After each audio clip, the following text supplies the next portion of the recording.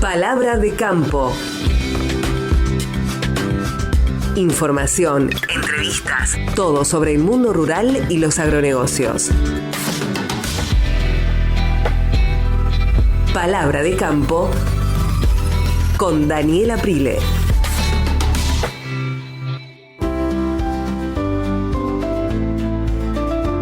Bueno, uno de los temas que ha cobrado mucho protagonismo en los últimos tiempos es el acuerdo entre Mercosur y Unión Europea, mucho más ahora, donde tenemos un contexto global e internacional donde las negociaciones entre países y bloques realmente cobran mucho protagonismo, mucha importancia para cada uno de los países que tienen la posibilidad de generar exportaciones o de incrementarlas en función de los acuerdos que se puedan llegar a realizar. El acuerdo entre Mercosur y Unión Europea se confirmó, sin embargo todavía no se ha implementado y ahí quizá los países que primero lo hagan tengan algunas ventajas diferenciales. Maximiliano Díaz es socio de la consultora Endógena y ellos han realizado un trabajo más que interesante que me gustaría que compartamos. Maxi, ¿cómo estás? Daniel Aprile te saluda aquí en Palabra de Campo. Hola Daniel, ¿cómo estás? Buenas tardes. Muy bien. Ustedes han hecho un trabajo, yo estuve leyendo algunos datos ya, pero me gustaría que lo compartamos con la audiencia en qué consiste ese análisis que ustedes hicieron y por qué lo encararon. Sí, mira, nosotros con nuestro equipo técnico cuando elegíamos temas, la verdad que nos tratábamos de ver qué oportunidades tiene el agro para crecer, más allá de las cuestiones de corto plazo que todo el tiempo azotan, ¿no? Las tributarias, el cepo, si hay dólar blend, si no hay dólar blend, bueno, cuáles son las posibilidades de crecimiento genuino para ciertas cadenas del agro. Y la verdad que ahí el acuerdo entre Unión Europea y Mercosur surgía como una de las cuestiones principales, por eso nos pusimos a estudiar cuál sería el impacto, modelizamos cuáles serían los impactos en términos de rentabilidad, de cuotas de exportación en las principales cadenas de la agricultura, como ser soja, maíz y después en otros cultivos que tienen menos peso en la canasta como ser sorgo, arroz y miel. Uh-huh. Y la verdad que encontramos oportunidades interesantes, tanto la Unión Europea como la propia Argentina se comprometen a bajar aranceles. Lo más saliente ahí que la propia Argentina se compromete a bajar las retenciones a la soja en las exportaciones a la Unión Europea hasta el 14%. Sí. Recordemos que a partir de junio las retenciones de soja van a volver al 33%, con lo cual eso, si se implementa, sería un plus de rentabilidad para la cadena de la soja muy importante. Totalmente. Y el primer país que refrende este acuerdo en su ámbito legislativo, ¿por qué dicen ustedes que va a tener ventajas frente al resto? La cosa es así, el acuerdo está terminado, falta que lo refrenden los parlamentos, el Parlamento Europeo, que la Comisión Europea fijó agosto como una fecha tentativa para tratarlo, y una vez que Europa lo refrende, esto funciona bilateralmente, o sea, si Brasil lo aprueba, Brasil ya entra al acuerdo con la Unión Europea, independientemente que el resto de los países no hayan entrado. Si Argentina lo aprueba, es en el mismo sentido. Con lo cual ahí, cuando los países que lo aprueben rápidamente van a acceder al total de la cuota libre de exportación, ¿sí? Por ejemplo, que en maíz llegaría hasta el 1 millón de toneladas. El primero que lo apruebe es el único que va a estar adentro del acuerdo y por tanto sería el beneficiario de la cuota de exportación. Ah, ok, perfecto. O sea, te da una ventaja en función de los tiempos, en definitiva. Claro, sos el único que está dentro. Claro. Si lo aprobás, y si no lo aprobás, todavía no entras al acuerdo. Por ende, nosotros ahí lo que hacemos, nosotros somos una consultora de estrategia y de gestión, y lo que hacemos también es una serie de recomendaciones de cómo pararse frente al escenario, cómo estar listos, tanto el sector público como las asociaciones de productores, que tienen una serie de desafíos para estar listos para actuar con rapidez frente al acuerdo. Ahora, Maxi, penderle a la Unión Europea muchas veces implica otro tipo de esfuerzos, más allá de que uno tiene los granos, tiene el acuerdo, aunque incluso el Congreso argentino lo apruebe, después tenés otra serie de normativas y de cuestiones que tenés que avanzar si es que no las tenés, que son regulatorias, certificaciones, etcétera. ¿Cómo está la Argentina parada en ese sentido? Mira, a ver, en ese sentido nosotros lo que estudiamos, y queremos decirlo con claridad, es que la negociación de los últimos años bajó bastante las pretensiones originales de Europa. ¿Sí? Hablan de los estándares del Acuerdo de París en términos generales, pero no hay exigencias concretas, ¿sí? En el acuerdo que dejen afuera la producción argentina, ¿sí? Hay un tema con el tema de deforestación, sí, que habría que subsanar, pero lo que crea el acuerdo es una serie de comités técnicos que son los que debatirán algunas cuestiones. Pero el piso de las exigencias fitosanitarias y ambientales no son las que estaban en el acuerdo original, en el que se pactó en el 2019, ha retrocedido bastante, producto de que Europa quiere acelerar este acuerdo concretamente.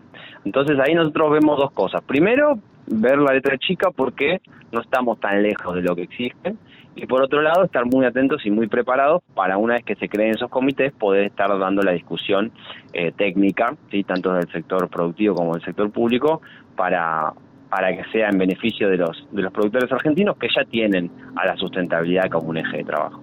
¿Por qué decís que Europa quiere apurar el proceso, o por qué, en todo caso, te reformulo, por qué algunos países en particular están interesados por que se acelere este proceso?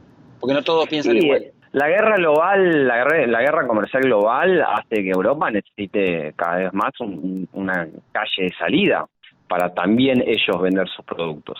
La política de aranceles de Trump y la amenaza china hace que también Europa sea quien necesita este acuerdo, y sobre todo, bueno, ahí los países del norte, Alemania y los Países Bajos, son los que más impulsan este acuerdo, porque claramente en un mundo que se cierra, ellos necesitan cada vez más un aliado estratégico como Latinoamérica, que tiene una complementariedad clara con Europa en la canasta de exportación. Con una ventaja distinta a lo que puede llegar a pasar con China. Porque en un momento, claro, incluso Pedro Sánchez, el presidente español, intentó avanzar con China.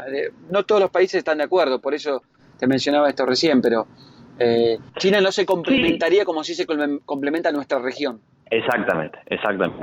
Y en ese sentido Europa lo necesita, y por eso accedió a bajar algunas exigencias fitosanitarias y ambientales, y por eso nosotros creemos que es una oportunidad que está al caer, y que los productores y el sector público argentino tienen que estar preparados para ello, porque es una de los vectores de crecimiento real, ¿sí?, para el agro en los próximos años. Pongo entonces ahora el ojo en la Argentina. La cadena que está más preparada es la de la soja y la de la carne. ¿Y el resto? Mira, nosotros ahí lo que vimos oportunidades también, por supuesto la soja, además por peso específico, es la más importante. Nosotros lo que estudiamos también fue la cadena del maíz. En el maíz vemos una oportunidad importante. Ahí nosotros el modelo que hicimos, la modelización, nos da un 13% de aumento de los ingresos, sí, del maíz que vendas a Europa por sobre el que vendas al resto del mundo, ¿sí? Y en sorgo, que en general va junto con el maíz, lo que tenemos son dos cuestiones. Primero, que no le vendemos a la Unión Europea, hoy no le estamos vendiendo. Claro. Y segundo, que somos casi el único productor en el Mercosur de sorgo. Entonces, nos vamos a quedar con la totalidad de la cuota y podemos redireccionar nuestra producción hacia Europa para que tenga una ventaja comparativa. Sí. Y después fuimos a otros productos, que puntualizar arroz y miel, ¿sí? Que son productos que, bueno, pesan menos en la canasta exportadora, pero que son importantes en ciertas regiones. De ahí pienso en la gente de Entre Ríos, del norte, de Tucumán también.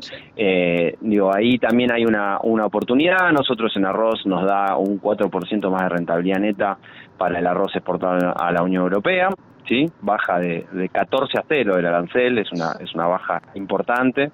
Y en miel también hay ventajas importantes para la miel que empiece a ir a Europa, que hoy básicamente va casi toda a Estados Unidos.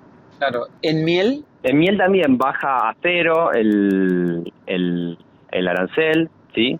Con lo cual ahí nosotros tenemos una oportunidad, ¿sí? Estamos hablando de 46 millones de dólares de exportaciones, ¿sí? Y que bajarían arancel a 0, con lo cual ahí hay un beneficio importante. Estamos bien posicionados, digamos. O sea, podemos hacer, pero claramente ahí con el tema, con lo que mencionás del sorgo, que seríamos el único oferente, es donde claramente se puede hacer. O sea, hoy le recomendarías a un productor de cereales que sí avance, por ejemplo, con siembra de sorgo. Y con sorgo sería una oportunidad, porque está todo dado, digamos.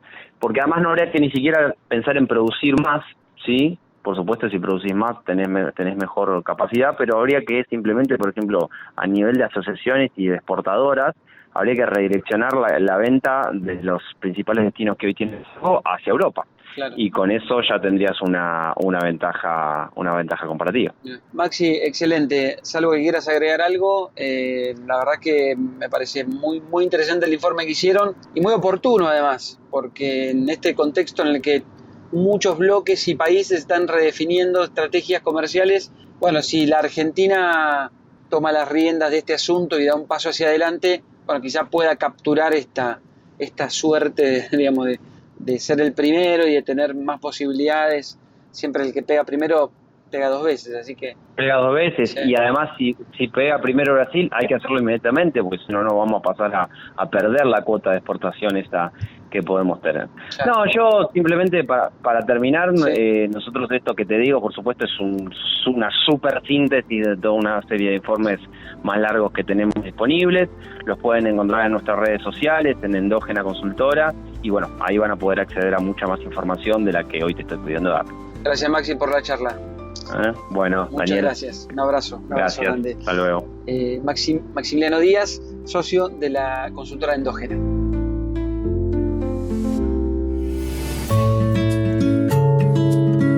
Más información en palabradecampo.com.